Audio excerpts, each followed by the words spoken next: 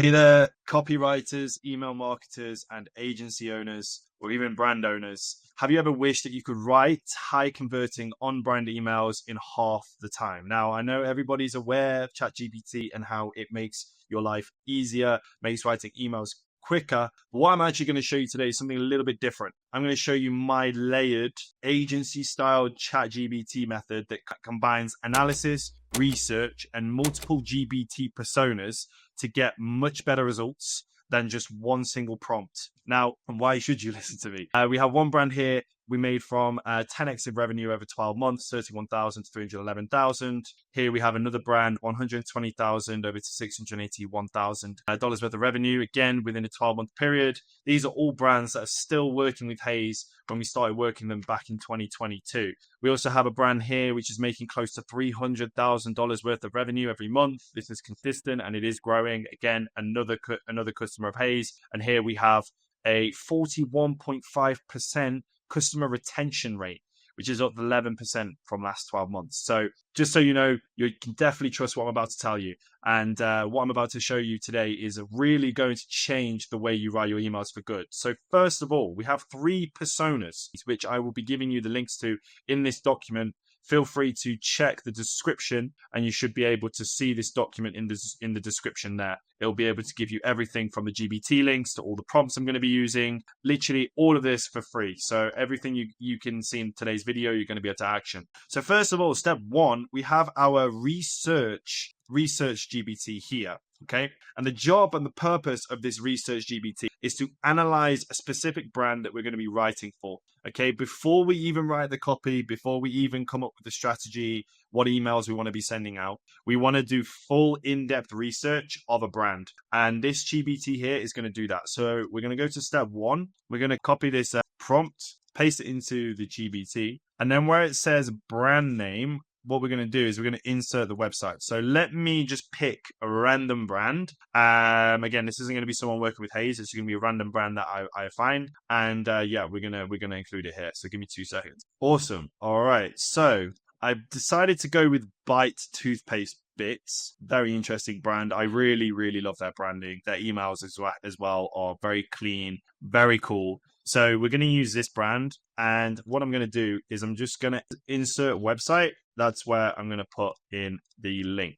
Then we click enter and we let ChatGPT do its magic. Search the web, do a deep analysis, and then come back with the information. Okay, so it came back, it did a full research of all the products, the brand overview, the mission, the values, the UVP, the target audience profile, the tone and voice, the competitive landscape, so Colgate, Huppy Toothpaste Tabs, Humble Co, Geoorganics, and then email positioning strategy. So how we should position the emails, or at least test positioning the emails. Really good stuff here. Okay, so with this information, right? With this information, we're going to start educating our email marketing GBT. So step 2, you can see here, paste here. You want an email, I'm going to provide you with a detailed brand research report. So I'm going to post this in here. Let's hide that. And then underneath, we're going to say, here is detailed report, brand website. Again, we'll post in the brand website.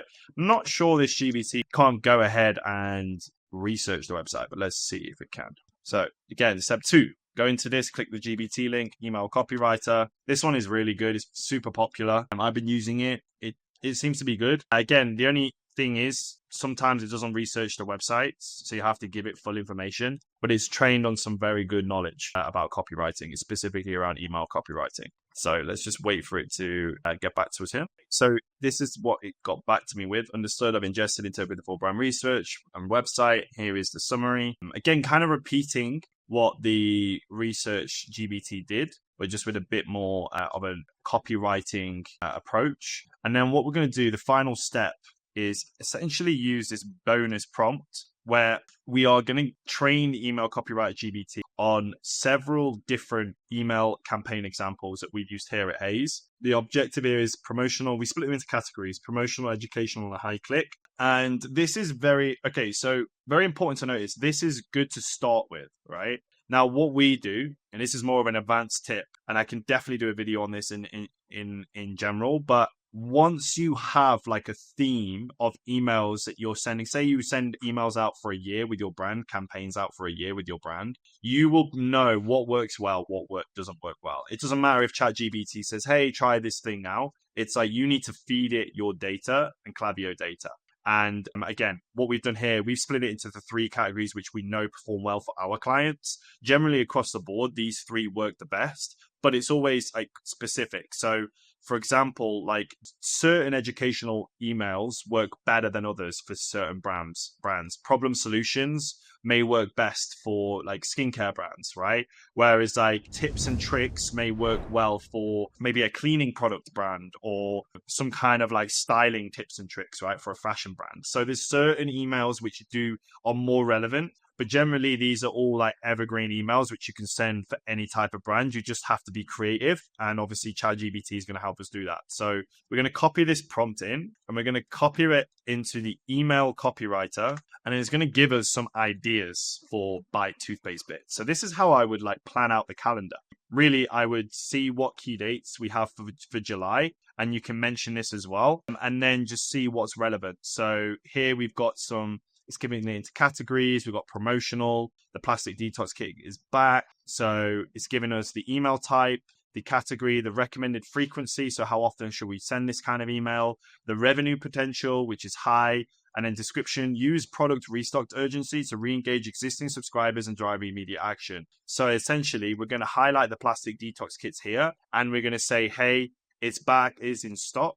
There's no rule, right, to ever mention. So brands always like, oh, we have to be out of stock to send a restock. So you have to only have just restocked to send a restock email. But I will send out a restock email maybe at a specific time where the brand usually gets shipments of items come in, right? And you can do it on specific products. And so if the client says, hey, we've got this, for example, the plastic detox kit. Hey, we've got quite a few of these in stock. So we want to push them, right? We want to get rid of these and because we've got a lot of stock. Do a restock email, or even better, do an urgency email around like we've only got low stock of the brand, right? So use these kind of things that use these psychological triggers to help people engage and push your email. So in this case, we have the email stock is back. Another one here, Smile Bright, Travel Light. So this is about travel season, promoting CSA-friendly oral care solutions when revenue potential high. Monthly, we can send it in the summer season, which you're actually currently coming out of now, depending on where the brand's located.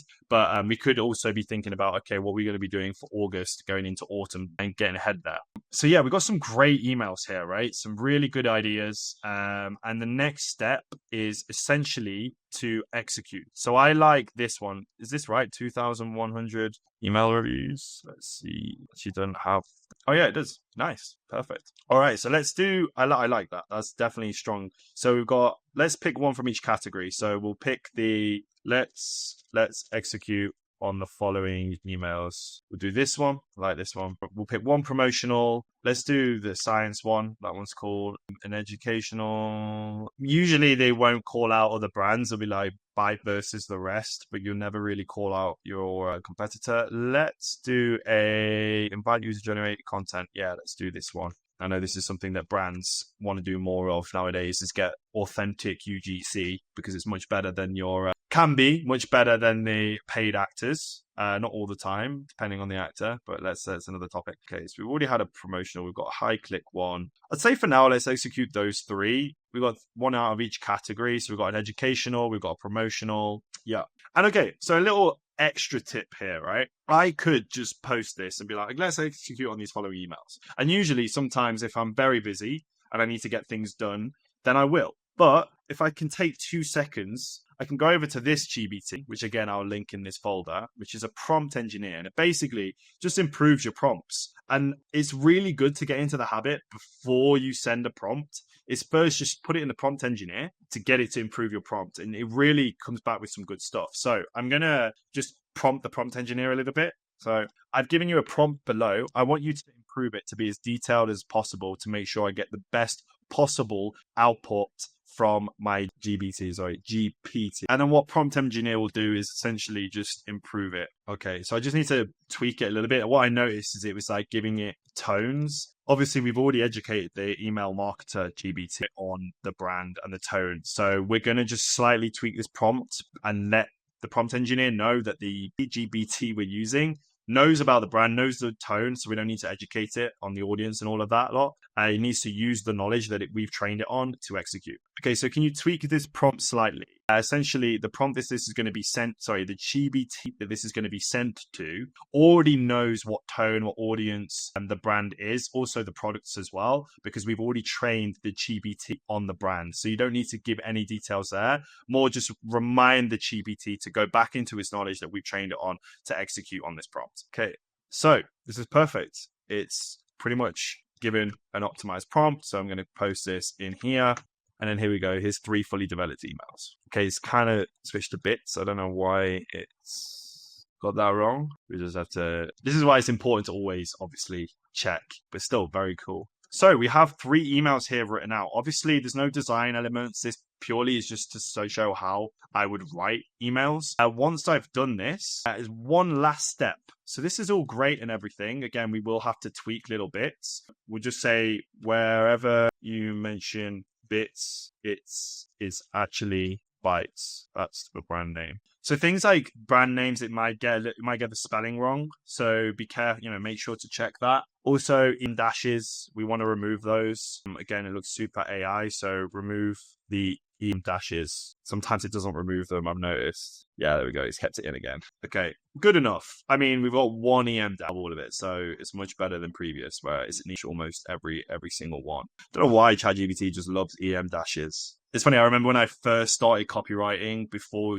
AI even existed, and when you used an EM dash, you would feel like, whoa, I'm super smart. Like school and university worked. Because there's certain moments where you just slip it in, and definitely the senior copywriter, head of copy, would look at my EM dash and go, that was a good use of an EM dash. But now, I mean, they're just overused and a little bit unnecessary. So cool. I like this. This is good. So let's move on to the final step, which is to humanize this. I mean, it's already pretty human. I like it. I mean, it's definitely in the brand tone. Again, some of the things are wrong. Like, for example, we wouldn't capitalize all the subject lines because that's not what the brand is doing here.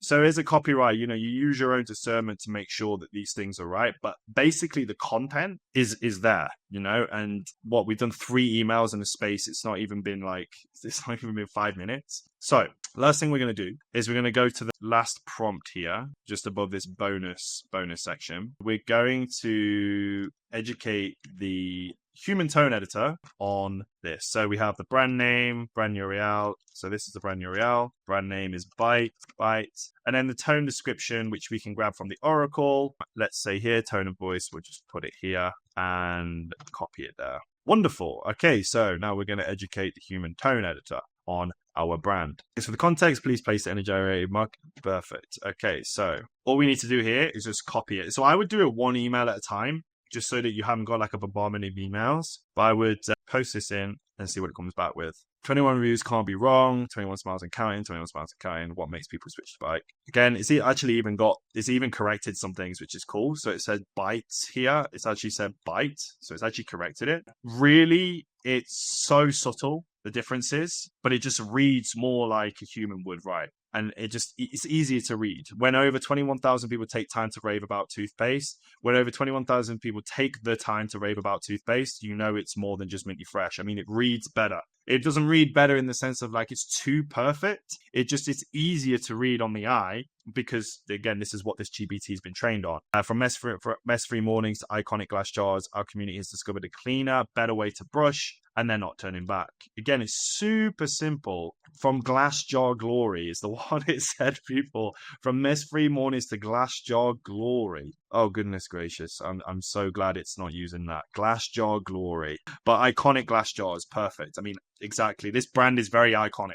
You look at it, they've got Forbes, Oprah, Vogue. It's super iconic brand. So it's using words that literally demonstrate the brand. It's perfect. Our community is the words getting a better way to brush. Again, remove the EM dash. We don't need it. Buy isn't just toothpaste. It's a daily ritual. So what would I do here? Okay, great. I've got the copy. To be quite honest, I wouldn't change much from here, depending on the brand. Now, obviously, when you work with a brand, the do's and don'ts, right, of a brand, and you would educate your human tone editor, because this is the final stage, you would educate your human tone editor, kind of use it as a QA to basically do the do's and don'ts of the copy. So, for example, if you don't capitalize subject lines, make sure you do that. If you follow a specific structure, so in Hayes, we use put it in this structure, we use header, subheader, body, CTA. So basically, if you have templates that your designers have already created, you can educate this on your designers. So again, here we go, header, subheader. It's just split it out.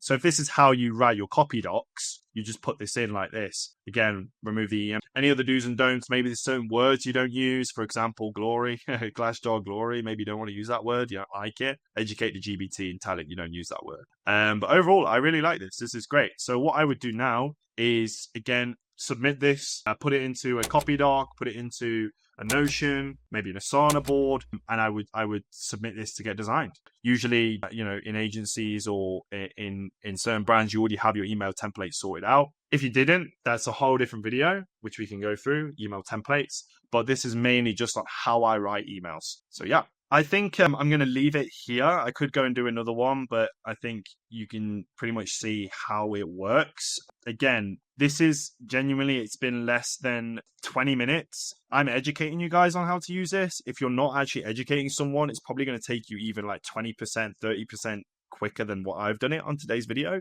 So there's really no excuse to bang out. Like, we've done 3 emails here, right? If you're sending this offer to a designer, I think realistically, if you can do 3 emails in 10 minutes, in 1 hour, 6 times 3, terrible at maths, 6 times 2 is 20, 13, 14, 15, there you go. 15 emails in less than 60 minutes. You could probably do more. I reckon you could probably do 4, even 5.